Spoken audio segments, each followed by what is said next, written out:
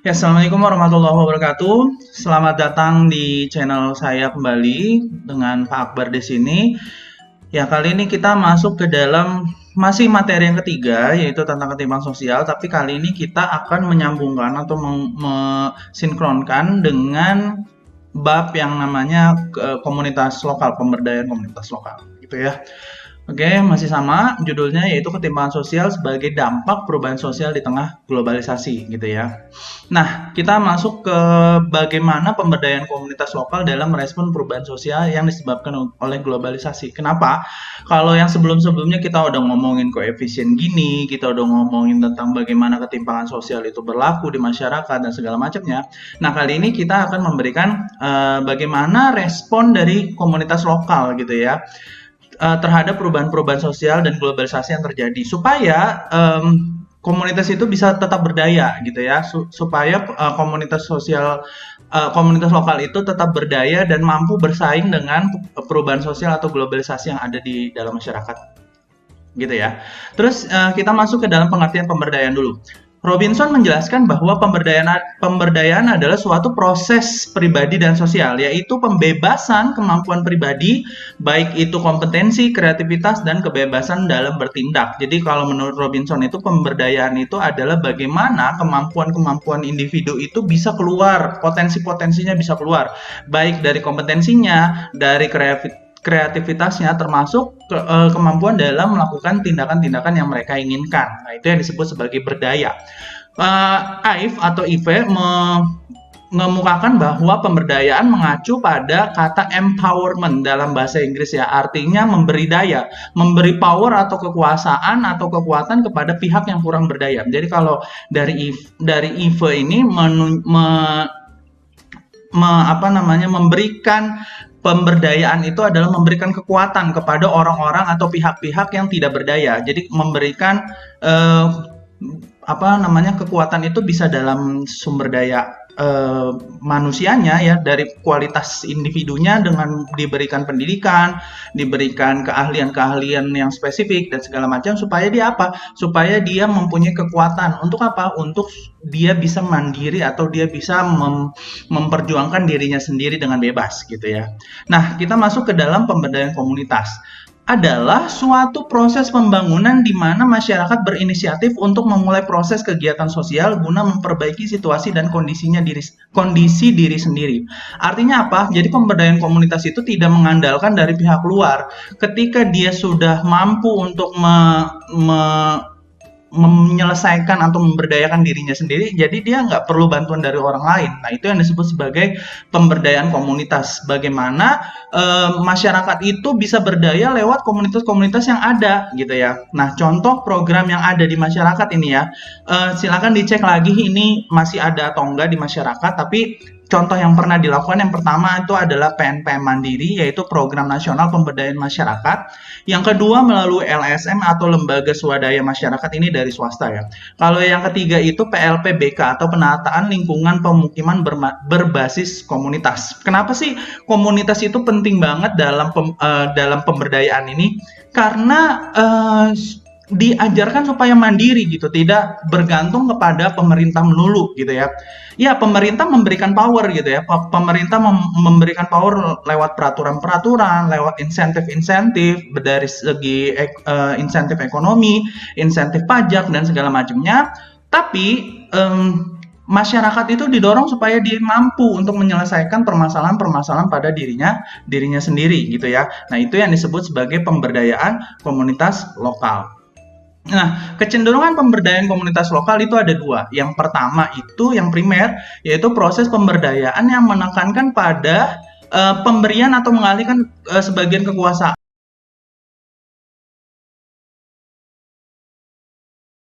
atau kekuatan atau kemampuan kepada masyarakat agar individu lebih berdaya. Jadi menekankan memberikan gitu ya kalau yang primer.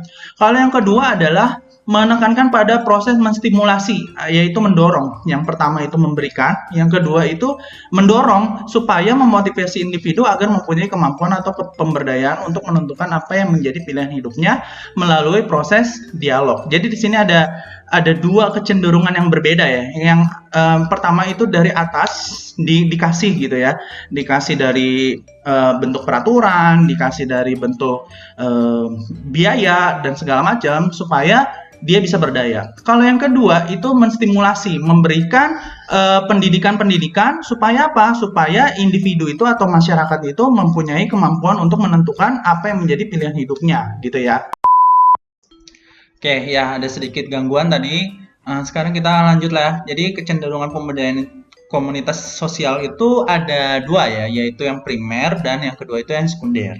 Oke, kita masuk ke ciri-ciri masyarakat berdaya. Nah, ciri-ciri masyarakat berdaya ini saya tidak akan memberikan materinya ya, tapi saya meminta kepada kalian untuk mencari tahu kira-kira masyarakat yang berdaya itu seperti apa sih, yang sudah diberikan empowerment atau yang sudah dikasih kuasa atau sudah dikasih kemampuan gitu ya teknis supaya dia bisa berdaya. Ciri-cirinya apa saja? Silakan dituliskan di private comment di Google Classroom-nya ya. Oke, sekarang kita masuk ke dalam PPT selanjutnya atau slide selanjutnya, yaitu penguatan posisi komunitas lokal harus dilakukan oleh pemerintah dan masyarakat itu sendiri. Jadi ada dua poin ya, dari pemerintah dan dari masyarakat itu sendiri. Secara konstitusi, pemerintah memiliki tugas dan wewenang melalui departemen dan dinas-dinas dalam upaya pemberdayaan masyarakat. Jadi masyarakat itu, pemerintah itu dia punya kekuatan dari sisi kemampuannya dari si pemerintah itu sendiri ya, melalui departemen-departemen, kementerian-kementerian maupun dinas-dinas dalam upaya untuk melakukan pemberdayaan masyarakat. Contoh misalkan di pemerintah itu punya Kementerian Sosial ya. Bagaimana caranya Kementerian Sosial itu memberdayakan masyarakatnya, atau ada lagi Menteri Tenaga Kerja dan segala macam. Jadi dinas-dinas terkait atau kementerian-kementerian terkait itu mempunyai fungsi untuk memberdayakan masyarakat supaya dia mampu bertahan dan bersaing dalam era globalisasi ini ya. Terus peran pemerintah dalam hal ini diantaranya adalah mengarahkan masyarakat untuk berpartisipasi dalam penguatan posisi komunitas lokal agar mampu merespon perubahan ke arah yang kehidupannya lebih sejahtera. Jadi gitu ya. Jadi mengarahkan masyarakat untuk berpartisipasi dalam penguatan posisi komunitas lokal supaya ketika dia sudah ada komunitas di dalam masyarakat itu diberdayakan lagi supaya lebih go internasional gitu ya. Contoh misalkan kita yang deket-deket aja deh dengan kalian deh, kebanyakan atau biasanya terutama siswa-siswa yang laki-laki ini sering main game gitu ya, main PUBG, main misalkan Mobile Legend gitu ya. Nah, dia kan udah ada nih komunitasnya gitu kan. Nah, pemerintah itu datang dengan dinas-dinas terkaitnya untuk memberdayakan supaya komunitas game ini lebih go internasional, supaya nggak ujung-ujung elah main game doang, ente main game doang itu gunanya untuk apa sih, nggak bermanfaat, nggak berfaedah gitu kan. Kalau dulu kan kita sering dengar tuh main game itu tidak berfaedah, ujung-ujungnya nggak jelas dan segala macam. Tapi kita lihat sekarang posisi e-sport itu sudah diakui gitu kan, di pemerintahan kita, di negara kita sudah diakui, bahkan sudah ada kompetisi-kompetisi yang lumayan bergengsi gitu ya, sehingga hadiahnya besar-besar dan akhirnya menarik minat warga atau masyarakat terutama anak-anak muda untuk berpartisipasi dalam komunitas game supaya dia lebih meningkat gitu ya, kesejahteraannya lebih meningkat ya. Kita tahulah pemain-pemain e-sport itu luar biasa gitu dari segi penghasilan dan segala macam juga luar biasa gitu, apalagi gengsinya gitu ya. Nah, yang terakhir adalah kita menjalin relasi antar komunitas lokal itu untuk memperkuat posisi dalam merespon merespon globalisasi dan perubahan sosial tersebut. Jadi antar komunitas juga harus berrelasi atau berhubungan gitu ya, berkomunikasi supaya menciptakan posisinya itu lebih kuat. Sebagai contoh kembali kita game ya, misalkan komunitas-komunitas game itu nggak cuma dari satu komunitas saja, tapi dia bergabung menjadi satu komunitas yang besar supaya supaya melahirkan bibit-bibit unggul dalam atlet-atlet e-sport yang kita punya gitu ya. Nah, ini ada penekanan ya, 3 prinsip dalam pengembangan masyarakat luas. Yang pertama adalah penekanan yang diarahkan pada fungsi kemandirian. Jadi dia diarahkan supaya komunitas itu mandiri pada ujungnya. Jadi nggak melulu disuapin atau nggak melulu dikasih insentif. Tapi ketika insentif itu nggak ada atau ketika pemerintah itu tidak hadir, dia sudah mandiri dan dia sudah mampu sejahtera dengan dirinya sendiri. Dan yang kedua adalah penekanan pada penyatuan masyarakat sebagai suatu kesatuan. Jadi mau nggak mau masyarakat itu harus disatukan, tapi disatukan dalam bentuk relasi kerjasama gitu ya. Jadi satu dengan yang lainnya itu saling menguntungkan gitu. Nggak cuma satu untung satu rugi, tapi masing-masing win-win solution gitu ya. Dan yang ketiga, keyakinan umum mengenai situasi dan arah perubahan sosial serta masalah-masalah yang ditimbulkan. Jadi kita harus tahu keyakinan umum kita apa, visi ya, visi atau tujuan dari pengembangan komunitas lokal itu untuk apa pada akhirnya? Apakah untuk misalkan contoh misalkan Indonesia itu kan lebih banyak pulau-pulau ya, lebih banyak pulau-pulau. Terus kita juga alamnya lumayan bagus, sumber daya alamnya juga lumayan bagus. Kita sebagai salah satu paru-paru dunia. Nah, maka kita yakinkan itu sebagai visi kita bagaimana ekowisata misalkan, bagaimana wisata itu yang berkaitan dengan hijau atau alam gitu ya, kembali ke alam, bagaimana dia wisata, orang-orang turis-turis datang ke Indonesia itu untuk menikmati alamnya ya, bukan untuk menikmati kota, duduk-duduk di coffee shop atau segala macam, tapi lebih ke arah bagaimana supaya alam atau sesuatu yang berkaitan dengan ekoturism itu bagus. Kayak contohnya misalkan kopi shop gitu kan, atau kopi. Bagaimana kopi ini berasal dari petani-petani yang organik misalkan. Nah gitu ya. Jadi kita menikmati kopi-kopi itu dengan kualitas yang bagus, dengan kualitas yang nggak kalah dengan yang ada di mall-mall gitu ya. Jadi kita mengarahkan atau pemerintah kita mengarahkan kepada yang seperti itu.